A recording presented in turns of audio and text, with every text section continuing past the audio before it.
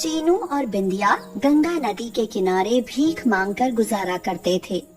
माँ पिछले साल सर्दी में निमोनिया होने से मर गई। पिता कौन थे ये उन्हें आज तक नहीं मालूम, लेकिन वो जानते थे कि उनके जन्म से पहले कोई शहरी उनकी माँ को धोखा देकर गया था।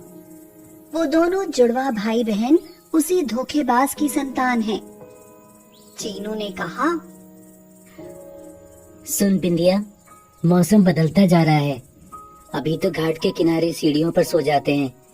कई बार मंदिर खुले हों तो वहाँ भी शरण मिल जाती है, लेकिन धीरे धीरे सर्दी बढ़ने लगेगी, फिर क्या करेंगे?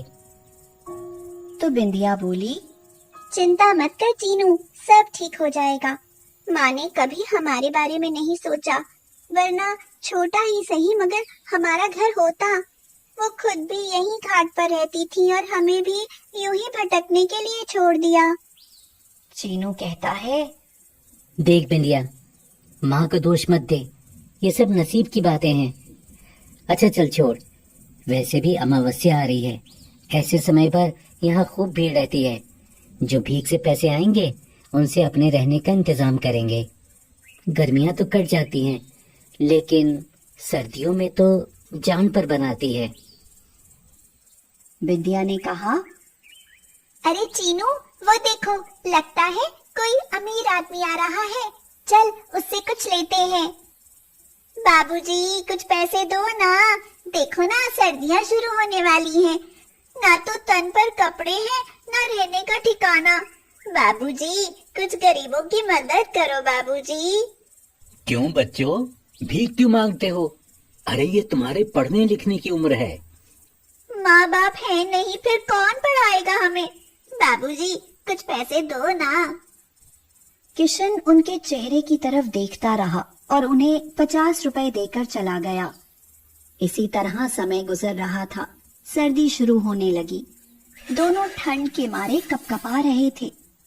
चीनू ने कहा, बिंदिया, मुझे लगता है तेज बारिश होने वाली है। आज तो कोई ठेला भी नहीं खड़ा जिसके नीचे बैठकर बारिश से बच जाएंगे, और ये बड़ी दुकानें वाले लोग वहाँ खड़े भी नहीं होने देते। बिंदिया बोली, हाँ चीनू, चल देख, पूजा करने वाले लोग पन्नी छोड़ जाते हैं, वही इकट्ठा करते हैं। ओढ़ कर बैठेंगे तो बारिश से तो बच ही जाएंगे। बाकी ठंड का क्या, वो तो सहने की आदत हो गई है। दोनों ने पन्नियां उठाई और ओढ़कर बैठ गए। सचमुच बहुत तेज बारिश होने लगी। ठंड के मारे दांत कटकटाने लगे। ये सर्दी भी ना गरीबों की दुश्मन होती है। बिंदिया, क्या हम भी माँ की तरह सर्दी से मर जाएंगे? चुप कर, ये क्या अनाप शनाप बोले जा रहा है? मरे हमारे दुश्मन? अब यहाँ से उठ, चल कहीं और चलना पड़ेगा। तेज बारिश से गंगा मैया का पानी बढ़ता जा रहा है। चल चल जल्दी, कहीं बाढ़ ना आ जाए। लेकिन जाएंगे कहाँ? मंदिरों में तो पुजारी घुसने नहीं देते। मंदिर नहीं तो क्या हुआ, इतनी बड़ी दुनिया है। फिलहाल चल यहाँ से। दोनों भाई बहन तेज बारिश में भागते हुए एक गांव में जाकर एक दुकान पर जा खड़े हुए। उन्हें ठंड में ठिठुरते देखकर दुकानदार बोला, लगता है बारिश में भीग गए हो। आ जाओ आ जाओ आ जाओ, मैंने आग जला रखी है, आग से ताप लो। चीनू और बिंदिया हाथ सेकने लगे। थोड़ी देर में दुकानदार बोला, हैं? अरे, मैंने अभी यहाँ 100 रुपए रखे थे, कहीं तुम दोनों ने तो नहीं चुरा लिए?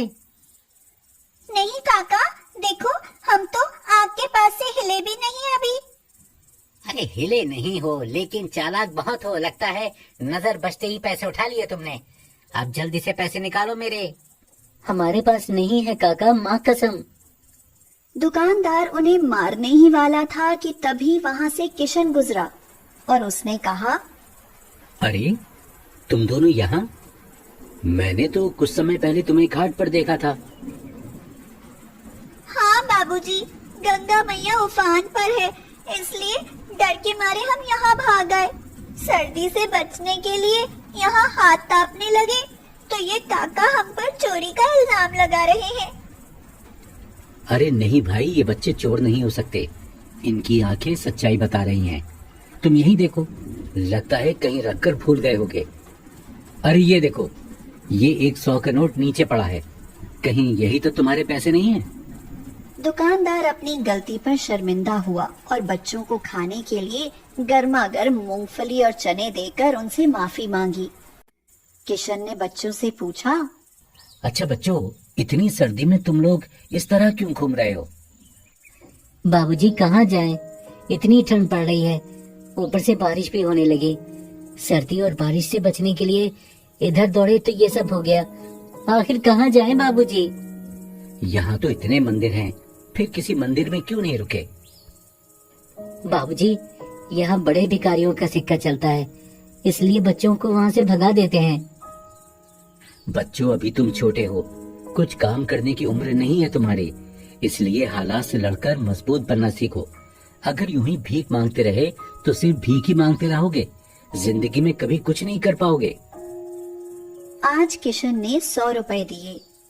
यह कहकर किशन वहाँ से चला गया, लेकिन उसकी बातें बिंदिया और चीनू के दिमाग में इस तरह घर कर गईं कि उन्होंने खुद को कामयाब करने की ठान ली। बिंदिया बोली, अरे वो देखो चीनू, कितने सुंदर खिलौने हैं मिट्टी के। बाबूजी ने आज 100 रुपए दिए हैं, चल खरीदते हैं।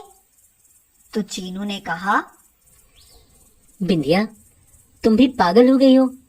इन खिलौनों से न पेट भरेगा और न ही सर्दी खत्म हो जाएगी।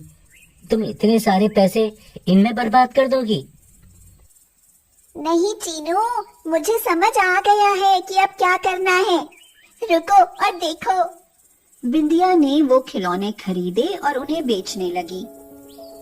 बाबूजी, मिट्टी के खिलौने ले लो। ले जाओ बाबूजी, आपके बच्चे बहुत खुश होंगे। अच्छा, कितने का है ये खिलौना? महंगा नहीं है बाबूजी, सिर्फ 40 रुपए का है। इतना सुंदर खिलौना केवल 40 में? लाओ 3 दे दो। एक लूंगी तो मेरे तीनों बच्चे आपस में लड़ेंगे।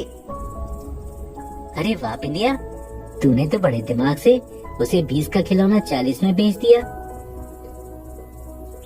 चीनू, अब हम इसी तरह दुकानदारी करेंगे और कभी भीख नहीं मांगेंगे। उस दिन उन्होंने 100 रुपए के खिलौने 400 में बेचे। इसी तरह वो घाट पर रोज खिलौने बेचने लगे। बिंदिया, हमारे पास इतने पैसे हो गए हैं कि हम एक कंबल खरीद लें। चल, आज पहले एक कंबल खरीदते हैं। हाँ चीनू, अब हम कंबल खरीदेंगे। लेकिन मैं सोच रही हूँ कि क्यों ना हम खुद ही मिट्टी के खिलौने बनाने सीख लें, तो हमारी बचत और भी ज्यादा होगी। हाँ बिंदिया, ये बात तो बिल्कुल सही है। अब हम अपने खिलौने खुद बनाकर बेचेंगे। चीनू और बिंदिया अब रोज मिट्टी के खिलौने बनाने वाले के यहाँ बैठकर खिलौना बनाना सीखने लगे। अब वो खुद अपने खिलौने बनाते और दूसरे गांव में भी बेचते। इसी तरह 2 साल बीत गए।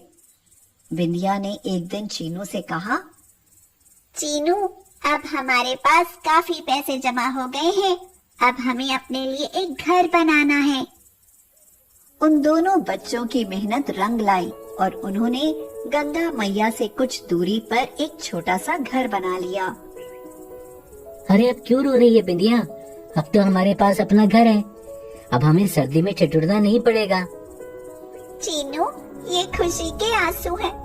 अब हमें माँ की तरह ठंड से मरने का डर नहीं रहेगा। अब ये ठंड हमारा कुछ नहीं बिगाड़ पाएगी।